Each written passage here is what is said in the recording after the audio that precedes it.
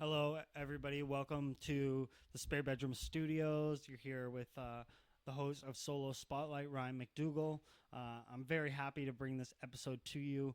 I had a great conversation with a very good friend and long not long time anymore, but he was a long time coworker of mine, David MacLeod. David MacLeod is a lifelong martial artist and a combat sports athlete. He holds black belts in both Taekwondo and Judo, as well as a brown belt in Brazilian Jiu Jitsu. David is also an accomplished law enforcement training instructor specializing in use of force theory, controlled tactics, and de escalation. We had an amazing conversation on what it takes to be a leader, his experience in Thailand, with and without his friends, training there. We also talked about training ideas. We talked about community. We talked about all those things in between.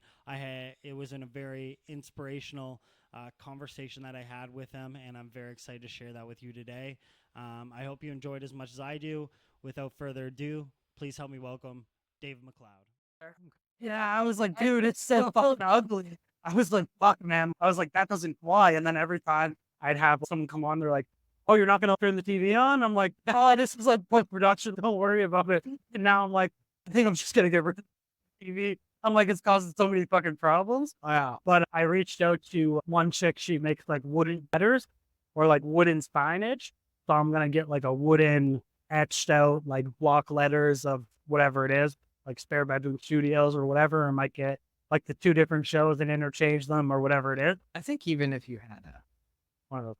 I was gonna even just, but I ran, so I'm worried. But I was just gonna punch a hole, run the wire down, and then feed it here because you can't see like below the threshold. So I was like, I might be able to do that. But it'll enhance it when you do, and you can. I was gonna get someone to make an animation or something. So it'd be like a live animation of whatever the show was, and I get like whatever the logo is, and I just get it animated. But it's just one of those things where you're like, is it needed? Is it not? How many people are actually watching it? How many people are watching it past fucking like when I look at the statistics and the retention, you look at some at average watch time, 43 seconds. Fuck. To start. Yeah. Yeah. Well, I go to the next one and it's a minute and 55 seconds, and you're like, oh, this person didn't even watch past the intro. But they took the fuck me. Okay. I guess that's gonna be where we're going. But yeah, it's been a long time coming. We've talked about this for a bit. Really happy to have you on. I think in general, we have some pretty good conversations. We have been coworkers in the past. We've through other friends, we've seen each other here and there. Always a blast. Yeah, and congratulations getting your black belt in judo. That was huge. I saw that on Instagram. How was that? Like a long time coming? I've been training for kind of on and off in judo for a little while. Like I started when I was in college. I was getting into kind of when I made the decision to get into law enforcement. I wanted to. I had done some striking and some other stuff, and wanted to, learn how to control someone without hurting them, all that kind of stuff. I think judo is very effective for this kind of role. So that's how I ended up. Started at the U of A. They have a great club there. And then went through our like basic training and stuff like that. And doing jiu-jitsu started to become like a lot more popularized. And that's when I made the transition over to that. Mm-hmm. And I always kept it in the back of my mind. I think it's a really like beautiful martial art. It's very hard. Right. But I think it's a worthwhile endeavor. Mm-hmm. It's interesting. We had McGarry on, and shout out to McGarry. We're all mutual friends with him. One of the things that I talked about with him was like the concept of like if someone actually takes physical control of me and I'm helpless, it almost gives you like that aspect of, oh shit, I'm not the shit, right? Has that been something that you felt? And I think, correct me if I'm wrong, but judo is probably a more technical, where it's a little bit more like compared to jujitsu. Would judo be more technical? Like, how does that work? Or is it just more like of a different technique? So certainly, like I'll answer your first question, like that helpless feeling. Like I've been doing martial arts since I was a little kid. So I actually started in like Taekwondo. I got my black belt in that. I did a bunch of competition. Went to nationals, never got past first, second round nationals. I had my athletic limit in that sport. And when I stopped at 21, I'll never do martial arts. Oh, really? It felt like at 21, I was like, what a time dump. Yeah. All this effort. And I still enjoyed myself. Right. And then like when I got back into college, I was like, you know what? I still like that kind of traditional aspect. Didn't want to go straight to Brazilian Jiu-Jitsu. Right. It was still very closely linked with MMA. It was very new at the time. So then started in judo, and like starting at the U of A, it is like they do have like an entry level type thing, and it was good. Like it was honestly very good. I had a lot of athleticism. I had strong legs, all that kind of stuff. I picked up the technical detail.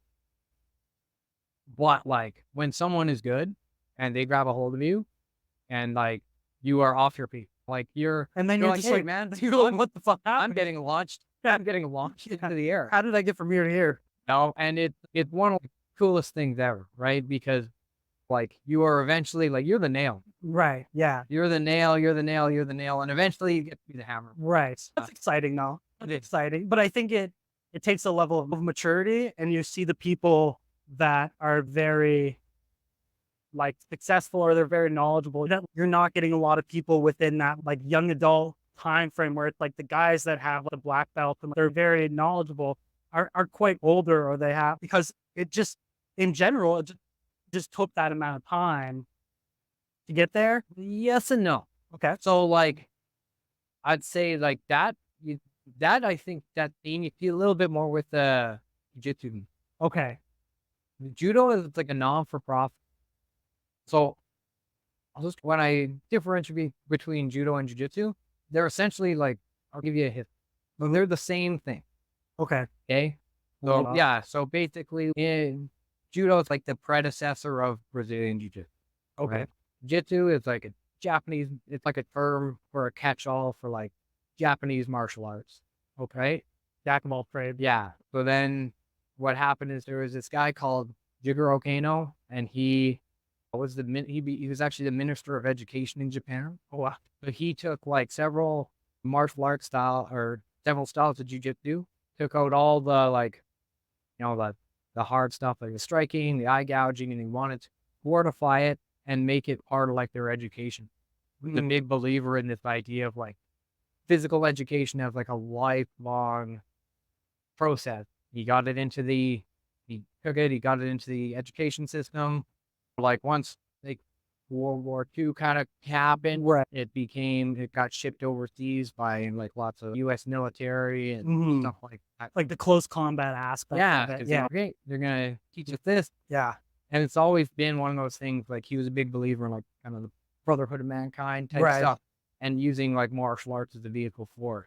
Okay. So a lot of things is commonplace. Wearing like a white uniform, the belt system actually it comes from judo, but it's actually not even a Japanese thing. That actually happened in France. Oh, really? The first people start doing belts for judo, and then like in the 1920s, there was a huge amount of like immigration of Japanese immigrants over to Brazil. Okay. They're having their like rubber boom. Okay.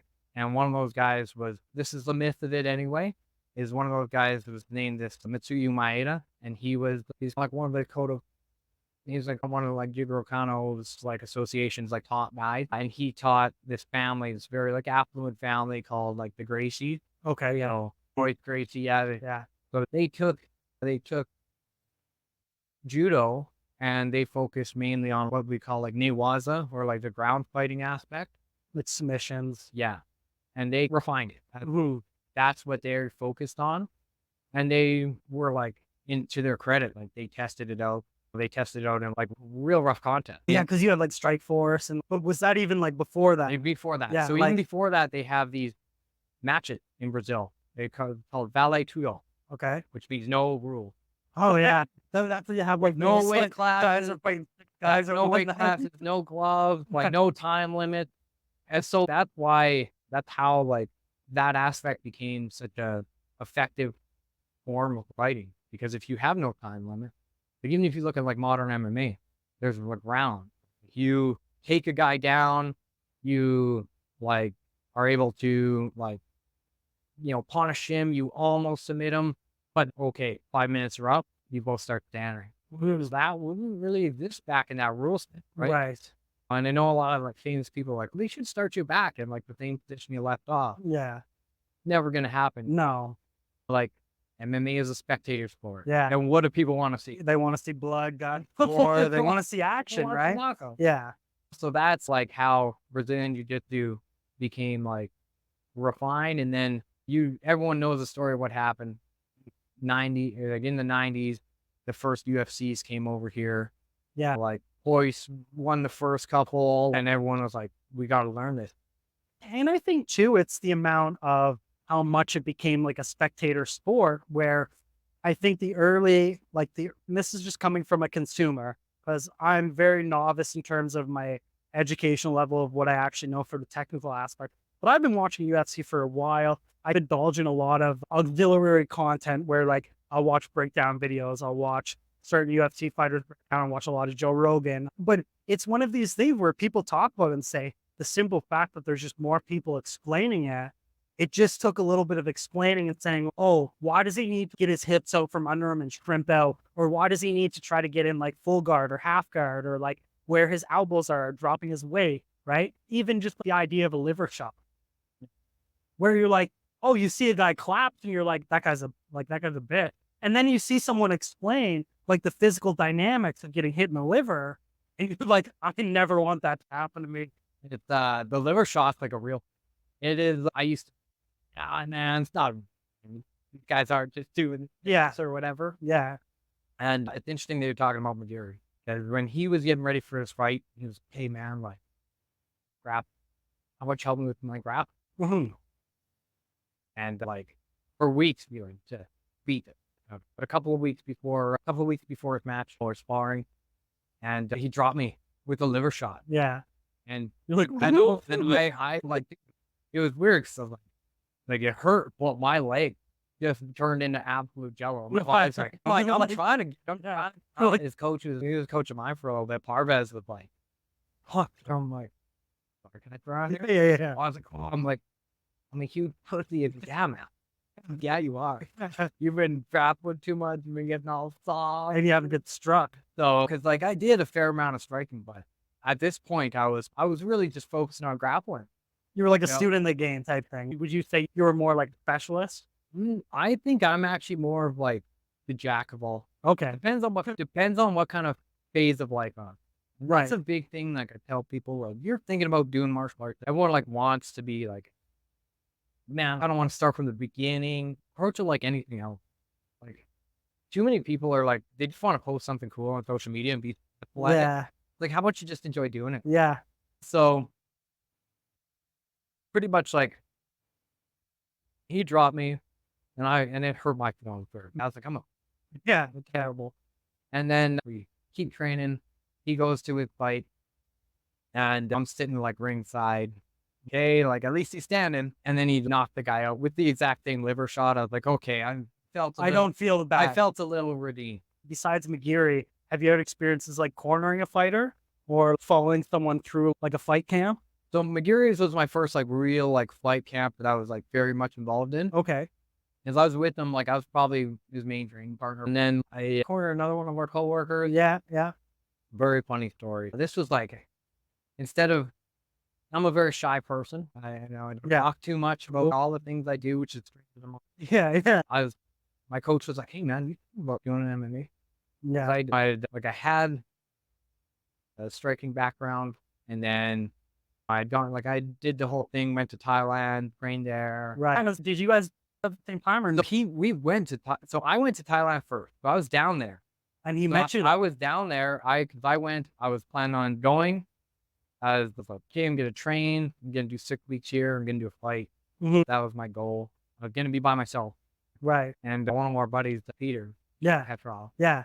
Going through a rough time. He's like, nah, don't leave me alone with these guys. Come out.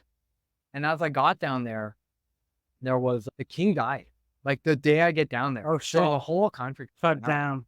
Right. That's crazy. No Muay Thai, no party. And very strange for me as a Westerner. Yeah. Politicians, like, we make fun of them. Yeah. We meme them. But the whole country was like, it was like God.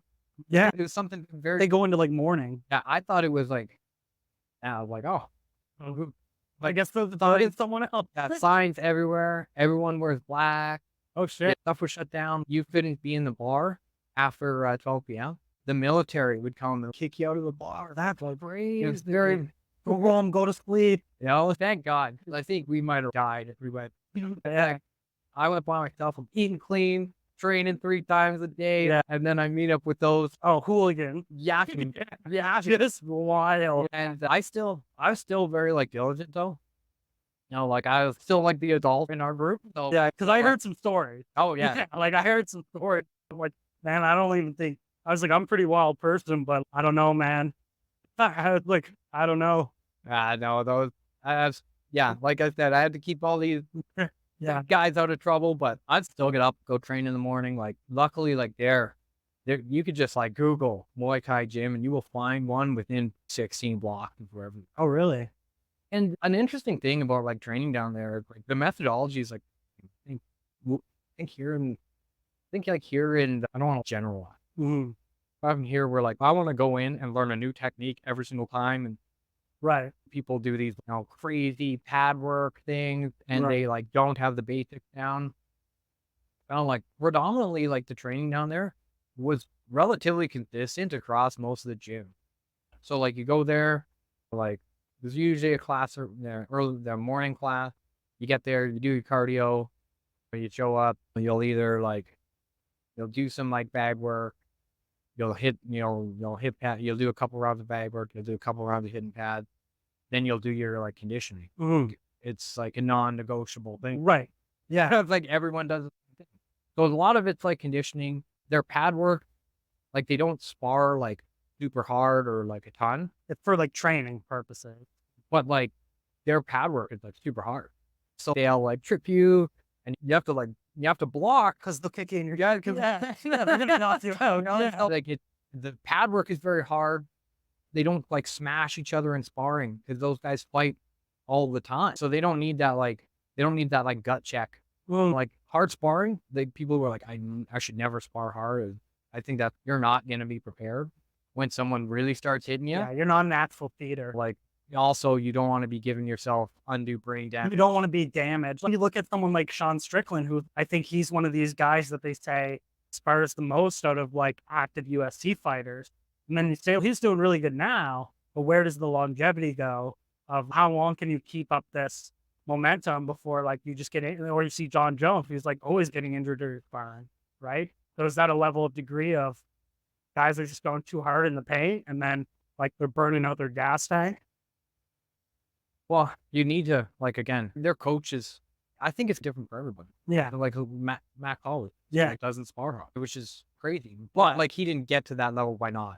Yeah. Like he didn't start like day one. I'm never gonna spar hard. Right. And He then did it, become a and- champion. And then he realized like the training pattern that he needed to have and stuff like that. One question I have is like, when you look at Thailand's culture, it must have been a huge benefit to go there and learn and then be able to bring that back to a Canadian gym. And was there much like did you learn any techniques or did you learn any like certain character traits or training aspects, or did you feel like your character arc like developed in a way that you brought that back to like your home gym? And was there any like apprehension? Did you think you came back a changed person, or was it like I ironed out the crease? I think that was honestly, I think that was one of like the best experiences of my life. To be honest, was to just go there, was to do something very difficult. And training there is, don't get me wrong, like it's very, very hard. Like I felt like I was gonna die. Yeah. And it felt On a like regular the the weather conditions too. Yeah, everyone told me to go down there. Like when you go down there, don't go train like day one. Give yourself a couple of days, acclimatize. Because you're gonna die. That's not what I did. Yeah, you day one right Day off the one, I flight. was And then you- not like I said, like the king diets, everything closed early. yeah. So I take this taxi to this area in Phuket, and everything's closed down. So like I booked this like villa, but there's no one let me into. Oh. So like So like what our do I cab do? driver, I was like, oh, you can leave me, I'll figure it out. He's no, like honestly, like this guy, no, dude, I'm not. Like Yeah, because goes into the 7-Eleven, and there's this girl waiting outside 7-Eleven, And I guess she was like a masseuse at this massage parlor attached to a hotel. Okay, I'll get him a room. Not like not that Not type of like a masseuse, just prostitute. regular masseuse. Yeah, just right? actually You employed. know, so she like calls the like manager of the hotel, give me a room, take me up there, and I was like, oh, at least I have a place to stay tonight, because like she went like way out of her way. The hospitality you wouldn't see in Western countries. I don't know, man. Like a lot of people like there, like, and you rent these like cruddy scooter, and like they break down all the time. Yeah. People would pull over and help you out. But that being said, I think we're very like self-deprecating here in Yeah, you kind of, because I remember my first job out of college.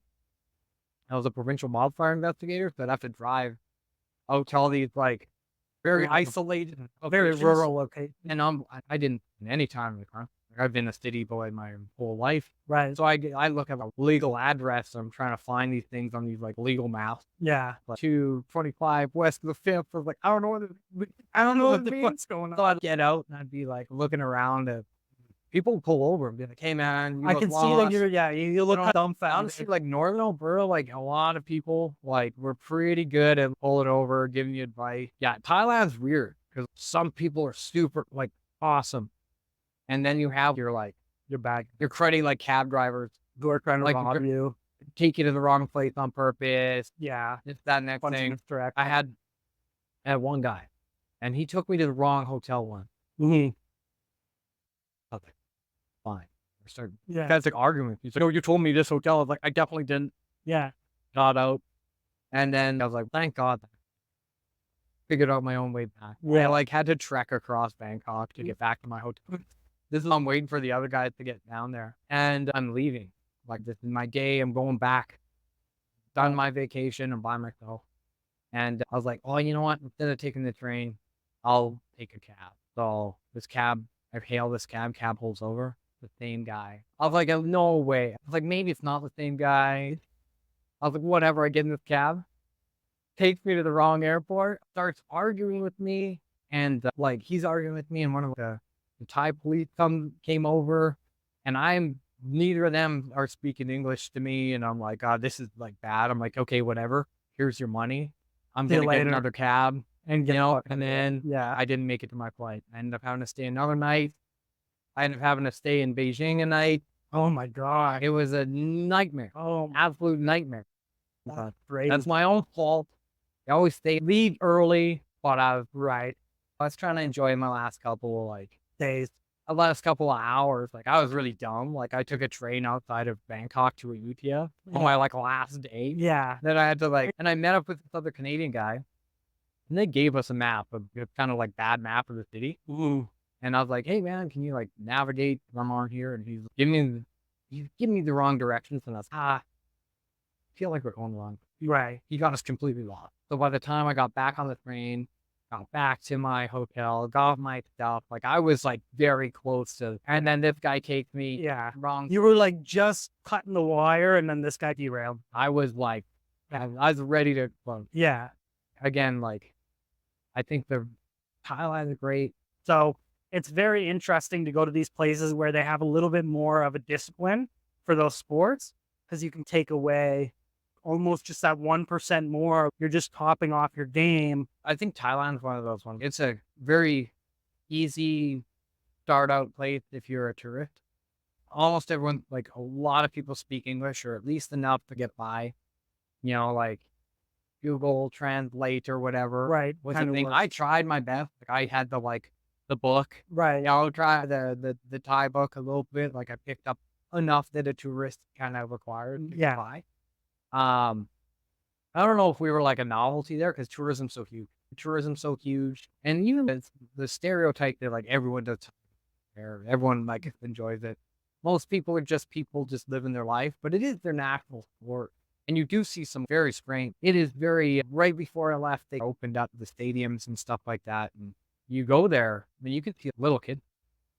The most Crazy. It- It's almost it- cringeworthy. it- Like, oh, this kid got CTE vibes in 14 years. to be honest, because I'm like, oh, it'll be like just what a kid's martial arts, Yeah, it's like, pull down, it's good. but it's not.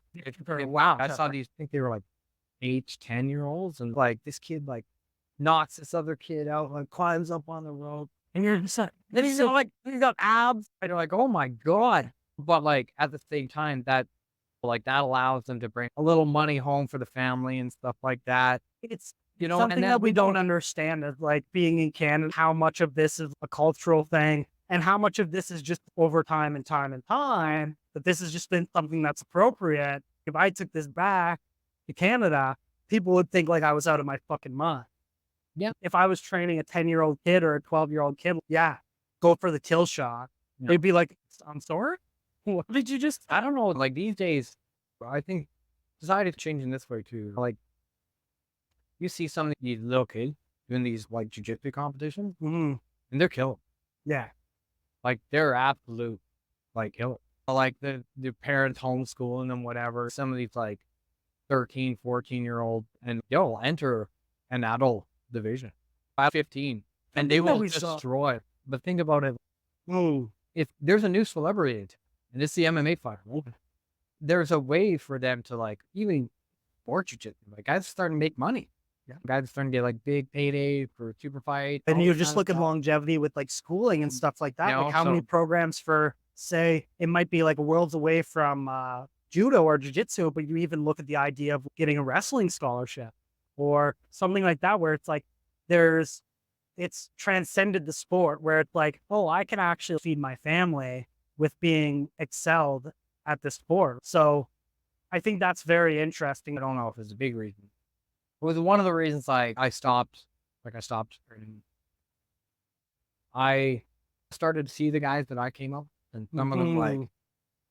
yeah, some of them were like weren't doing well. Yeah. And it is a huge cost.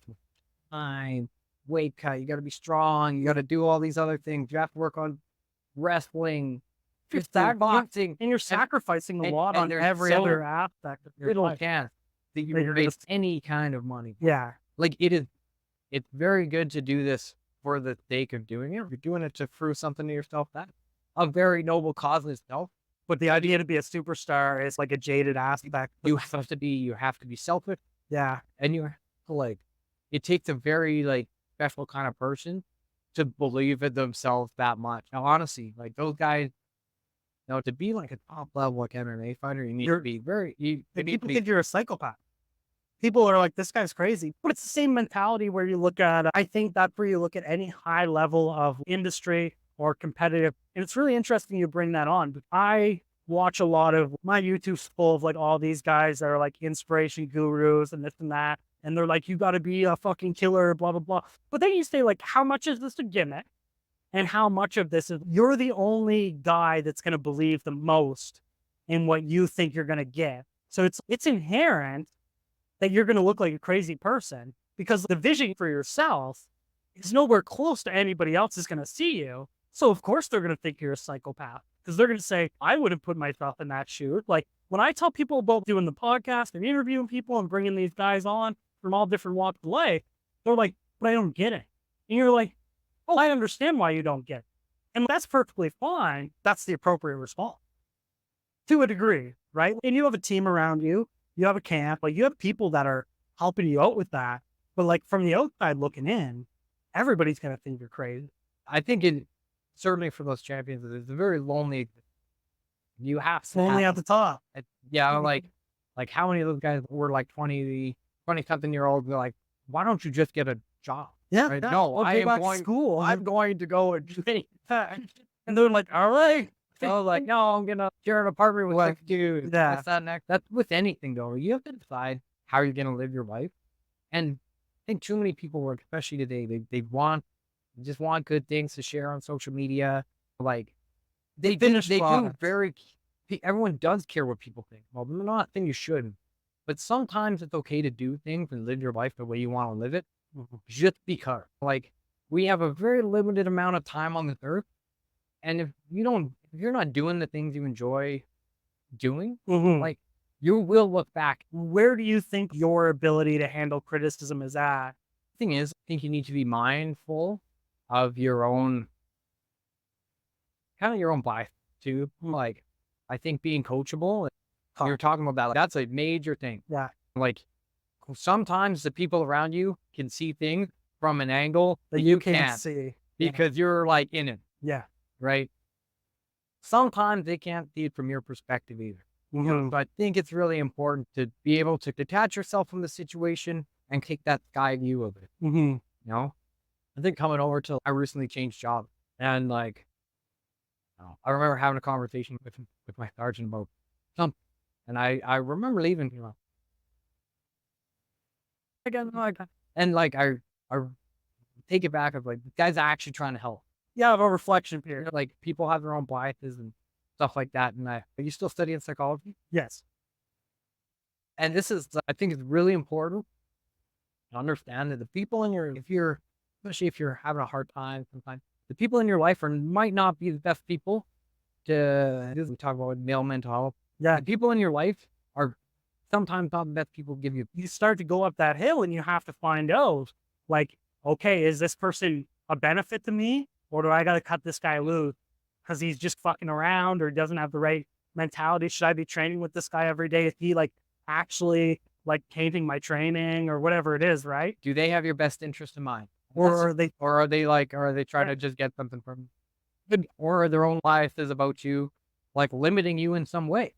we just recorded yesterday with the conversationalists, and me and Lubin were talking about like a lot of people have their own theories and everything. And I always bring back the concept of Occam's razor, where it's like what you can attribute to malice can also be attributed to stupidity. So you have to understand of like when I'm thinking of myself in a God complex and I think the whole world's revolving around me, and then I have to come at it from an understanding of people don't even know I'm fucking right. So it's one of these things of like, how much am I saying this guy fucked up my training practice when really he just has his own motives and he has his own thing. And it's nothing that's like a detriment to you or a benefit or whatever it is. It's just, you guys aren't on the same viewing lens. And you have to understand, like, in the gym setting, if you're in like a competitive setting, everyone's looking for their own, you have to. Right? Even a coach in the aspect, the coach is going to train the best guy in the gym, right? The guy that's going to give him the most success, or maybe he's not. Everyone talks about, oh, you need like too many. I think we rely a little too much on our coach. You want to be good, you'll figure out a way to be good. And people here, I see they expect a lot of their coaches. They're like, I didn't win because of my coach. You got to show up. Coach, they're showing up, they're doing stuff, but that's what I like about combat sports. It's literally on you. Every time every match I've ever lost, like, it's not because of my coach. You're the only one in the ring. Yeah. Right? It's because, like, I lost focus. I choked. Yeah. I was too amped. Or the other guy is better than me. And that's the hardest thing to choke down. You're like, the other guy's better than me. Maybe even with like refs. Like, judo's a good example. Yeah. Judo, the refs are very involved. Where you look at something like UFC, where like they will like, and judges and stuff like that, they can rob. Yeah. And you have to like accept that. Yeah. You're like, no, I have to be good enough to actually win the match. It's so many like matches I've lost when I've been ahead. Oh, like, I'm done. I'm gonna like skate. I think I've done enough to win. Mm-hmm. And then you have it. Yeah. You could have, and you look back on it and you're like, I could have did more. Yeah. I could have did more. And you have no one to blame but yourself. And it's a very like beautiful thing, but it's also like, why? It's a very hard pill to swallow. And that type of conversation is, I think, you look at career aspects, you look at sporting aspects, even a sport that it's like a singular sport like MMA, tennis, boxing, et cetera, et cetera, et cetera. But you also look at team sports and you say the level of like reflection and the level of the ability to have that conversation is like the difference of you like derailing your whole career because you get like super jaded, you become super biased against your teammates and coaches and refs and this and that. Or you take it as like, this really fucking sucks. I really hate to be in the spot of having to have this conversation, but what I'm going to come out at the end is going to be better for my character, my benefit, and my athleticism, et cetera, et cetera. But I think that's like a very turning point in people's life where it's like, how much can they look at in the mirror and go, how much was this my fault? I know you brought up like David Goggin. Yeah. And talk about responsibility. Yeah. And I was thinking, years ago, I was at this provincial training camp, and the provincial coach for Alberta, he's like former Olympian. His name's like Ewan Beaton, or Yowen, and he's an awesome guy. Like in judo, I'm like the jiu-jitsu guy, and in judo, I'm the judo guy. Right. But a couple of people were like chatting while we were drilling, and it's like, hey, and you got to make a choice, right? And you want to chat and have a good time during training, oh, good.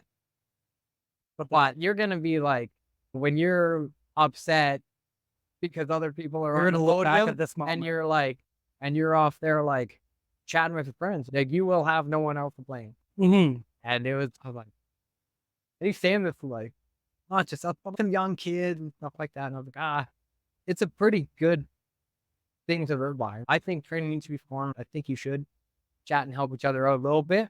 But there's a time to be serious, and there's a time to be fun. There's a time to have fun. Right. If training is not fun, you don't want to do it, especially at a young age. and you're not going to be consistent. Yeah, enough. especially at a young age. It really turns people. I think like those bad experiences where like rub someone the wrong way. Because like I had that experience in boxing where it was like I felt like I was just getting jammed up. I was just, no matter what I was doing, I was like constant. And this could be fault on my own, but this could also be like they didn't understand like where I was at in the progression level. They're like hammering it to me. And then I go into this fight and I lose. But I had so much resentment based on the way I've been coached that I was like, you know what? The sport isn't for me. Right. So it was one of those things of like, I didn't understand like the funness of it, or I didn't understand like what I was getting out of it. I felt like more pressure than I felt relief, or I didn't understand. Right. And I can relate to that a lot. So would ask me, man, like I want to start training. Where should I go? What do you think of this place? What do you think of this place? And you need to find a gym with a culture that kind of supports your person. Like for me, training, like I'll train myself. But then like sometimes that's really not the best thing. When I've had some of my best performance are when I'm just like, you know what? Oh, there's a tournament next weekend.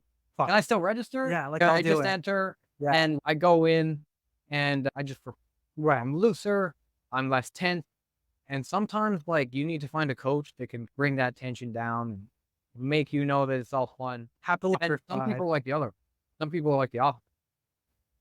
Yeah, like you're not taking me serious.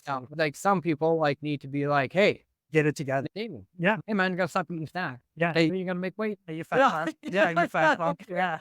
No, like sometimes you need someone with. Some people respond to the whip. Some people respond to the carrot.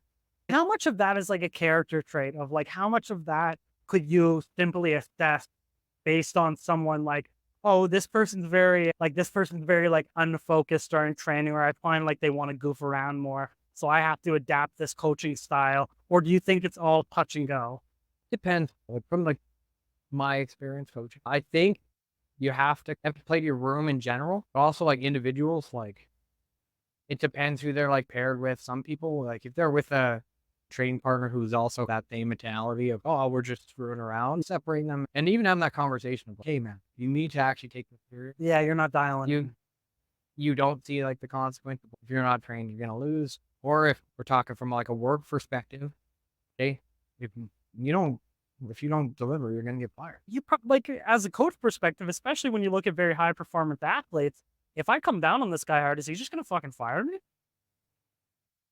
he just going to go to another gym? Is he just going to find a new team? Is it that easy? I think you have to be real relentless. Like it's very different with the professional guy. Yeah. I can say things. I'm like an amateur. Right. I've never done. You're talking, but in the professional world, you're talking about like actual real world money. These guys are making money. Yeah. These guys are making money off their fighter. Like It gets a little murky and it's tough, right? Because like when you're, I feel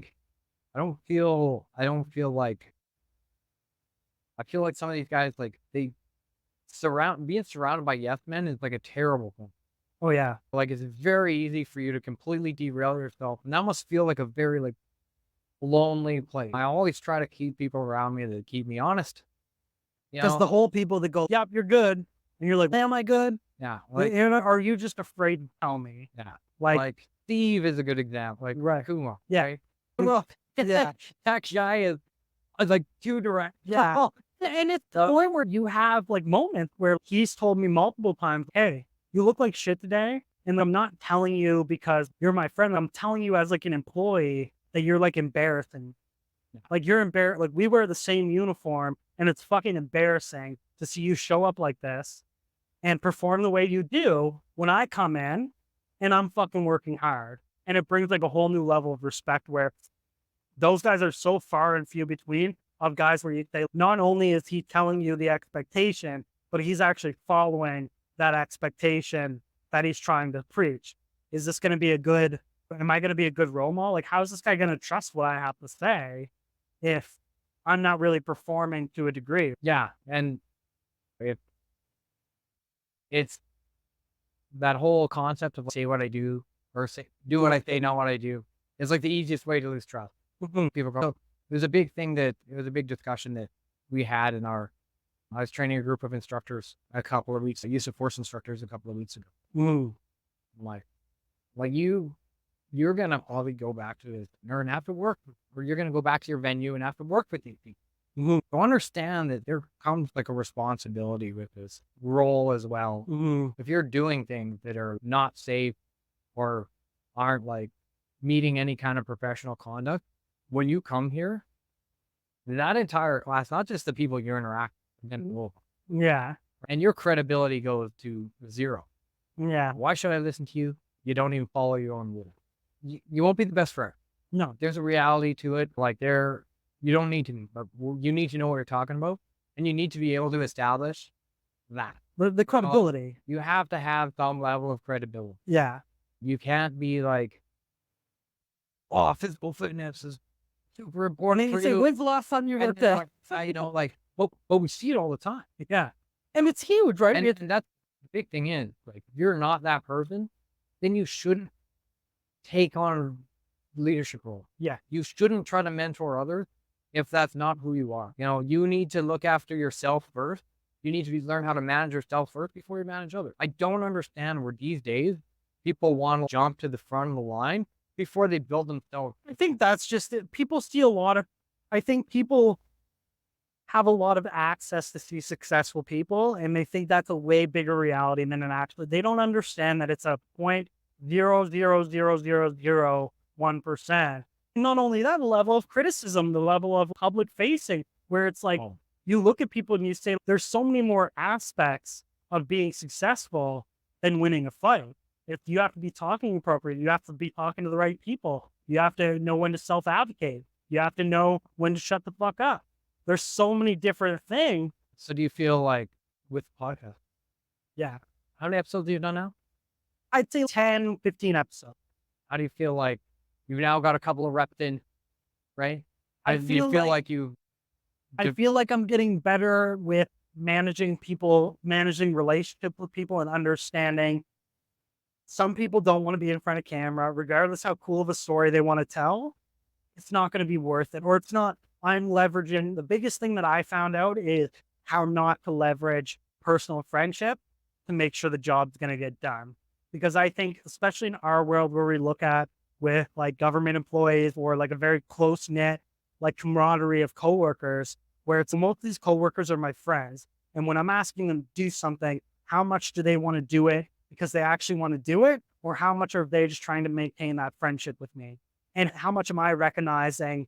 I think my ability to interview people needs to develop. I think the amount of like reach I'm trying to get. I'm trying to reach out to different people in order to branch out topics that I'm discussing, right? Because I don't just want to interview my friends, right? I don't know. I don't want to go into too much of what I'm doing because it's more about you. I really appreciate you asking that because nobody's ever asked me that. But I want to just put a full circle on what we talked about and everything. Learning about the judo, learning about the Thailand, like that's incredible. And I think it gives me a whole nother level of understanding, especially having the interview with McGeary.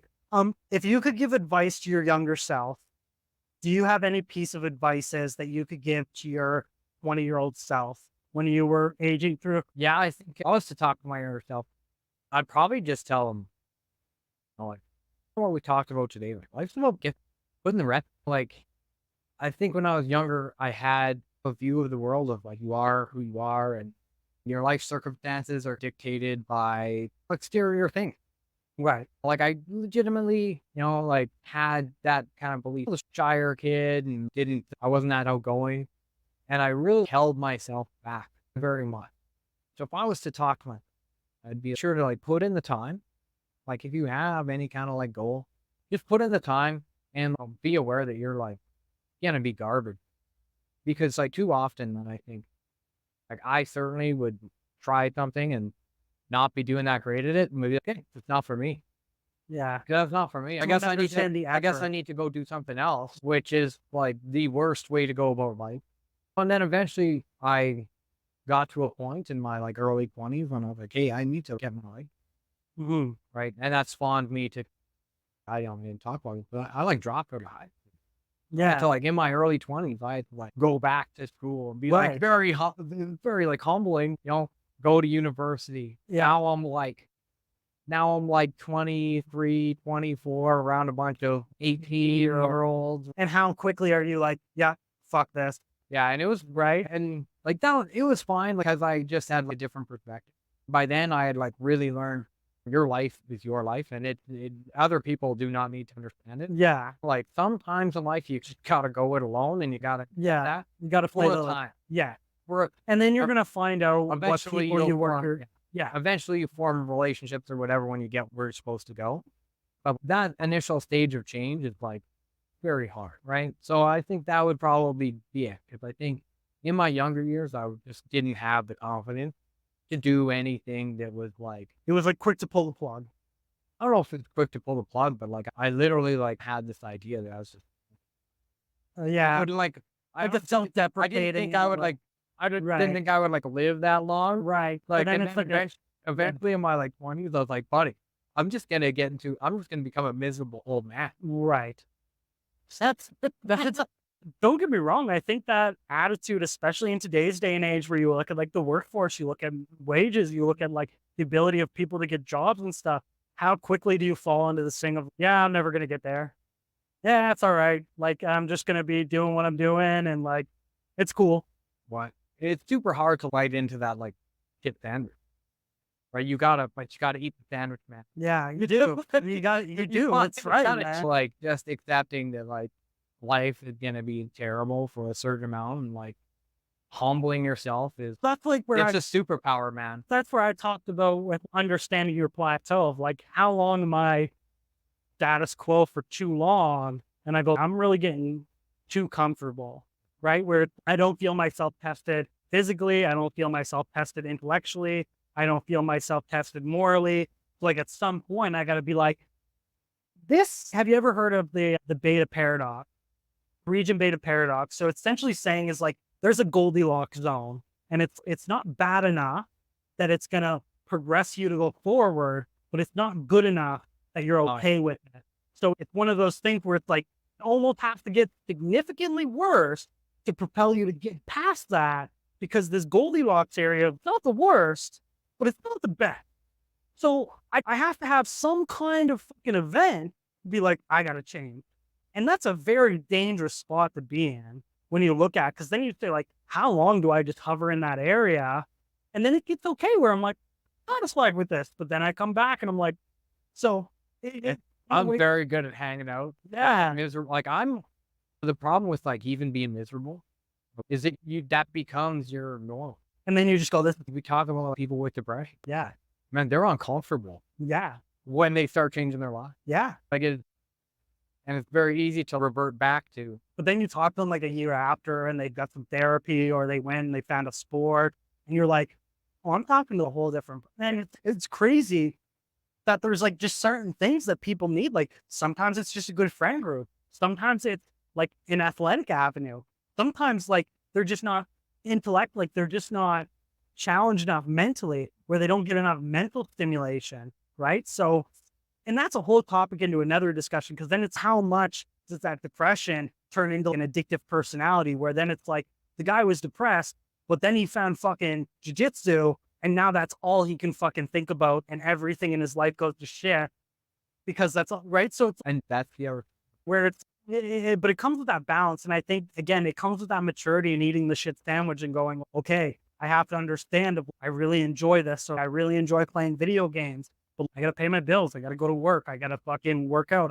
So it's, again, it's very humbling. And I think like the overall like kind of theme that we've had in this conversation was like being able to humble yourself or putting yourself in a position where it's not necessarily difficult, but you're twisting your arm a bit. You know what I mean? Like you're giving yourself a little bit of a sting, but it's a good sting, right? Like you're putting yourself in an uncomfortable position, but it's only for the idea of this is the only way I'm going to be able to go forward.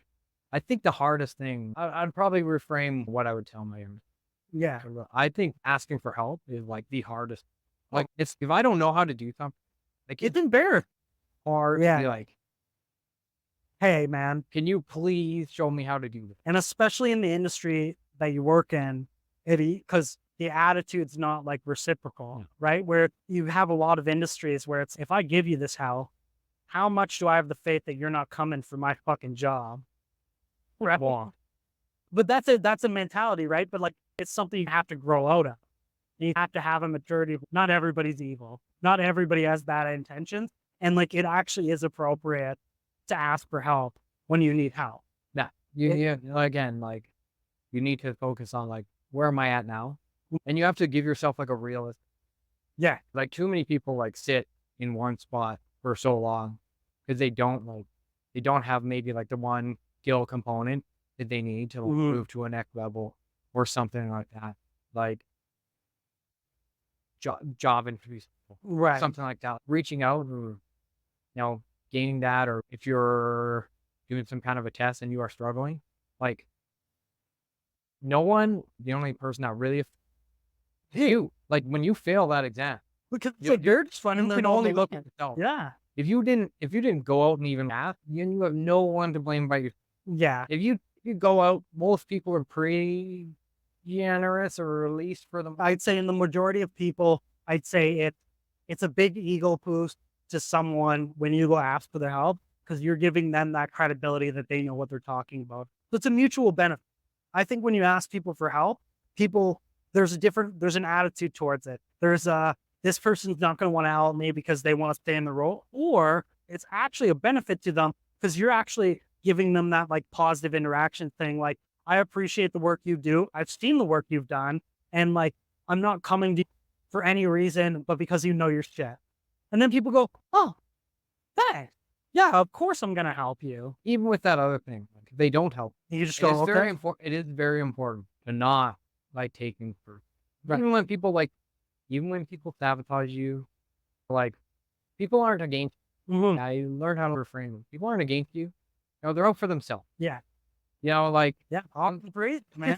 Sometimes they're looking after themselves. Even if you are a threat, it's usually not out of, most people are at least trying to be good people. You have a very minority of people that are going to, you have a minority of people that are going to have that attitude. But then that comes to what environment they're in, what situation we're in, what past experience of people, them asking help, and then they might have got slighted, right? But it's the same thing you're talking about, where it's like, you have to take it professionally, not personally.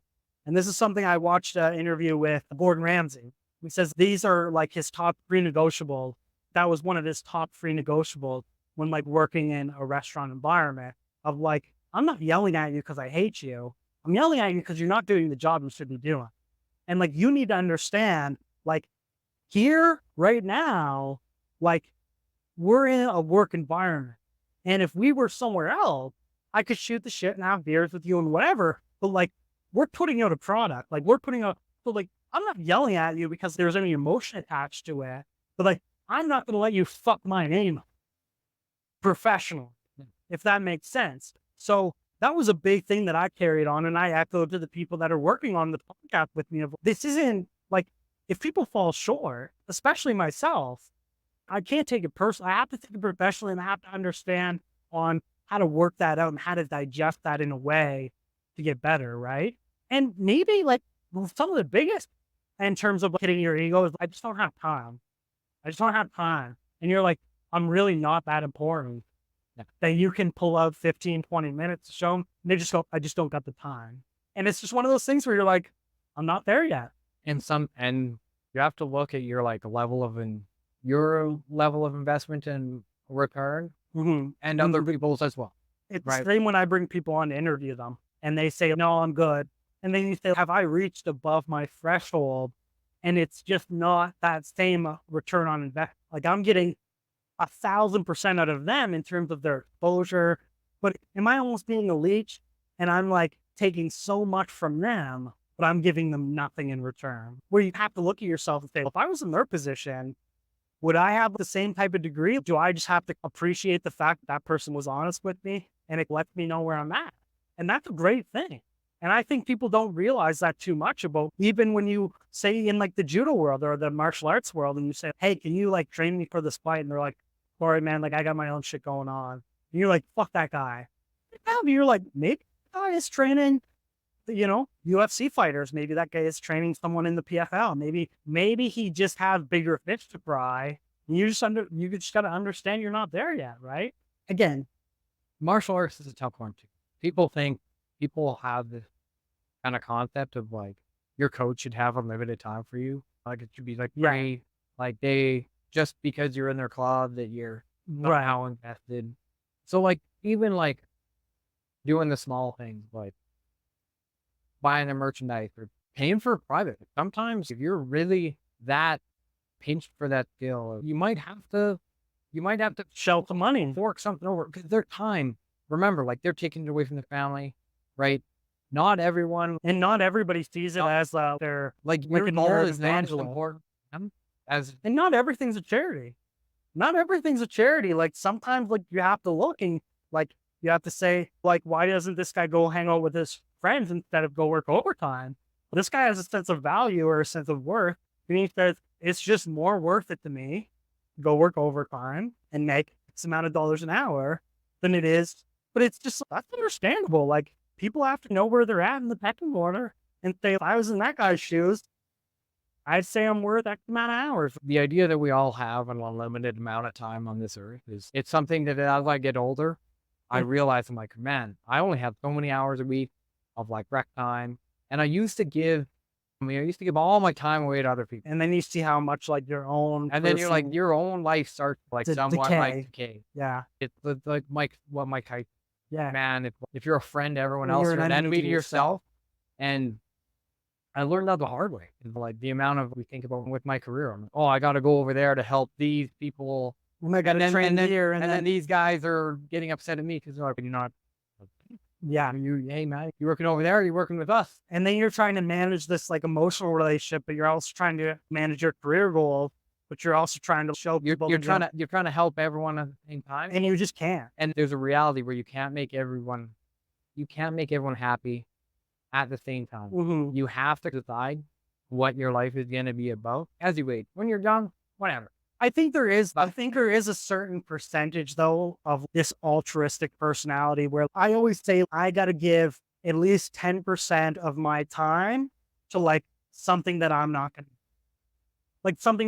to get in return. Yeah. Like morally, ethically, like emotionally, it's one of those things where I think everybody needs that charitable aspect and understand like for me and you, like I don't want to say we live like a relatively comfortable lifestyle, but we're not homeless. We're not starving. We can pay our bill. We're not pressed. It's not like I'm on the edge of getting evicted every month. So there has to be some one of those things of, okay, I understand I have to keep that going and I can't let that dip. But I also have the level of, okay, I need to show this back to the right type of people, whether that's volunteering, coaching soccer, whether that's doing whatever it is. So I do think that's important, but I definitely echo the sentiment of having like understanding how much you're sacrificing to someone else and what the payoff's going to be. There is we're talking about getting back coaching and stuff, how watching someone else take something that you taught them and go and apply it. It's so fulfilling. It's super rewarding. Yeah. Right? And I think that's that kind of goes back to you have to put some value in the idea of legacy. You want, part of who you are is what you've given others.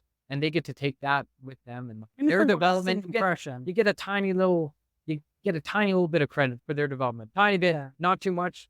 You can't be the psycho enduring coach. I taught you that one thing one time. I think you hold it above their head, and But there is something very profound about having some type of have contributed to others and like somehow made their life better in some like tiny way. it's something that you can go on and say it's worth it to me, and like the things that I'm doing in life are it justifies it, right? Yeah, I think I took up enough of your time. Right on. I really appreciate for you coming out. Give MacLeod, everybody.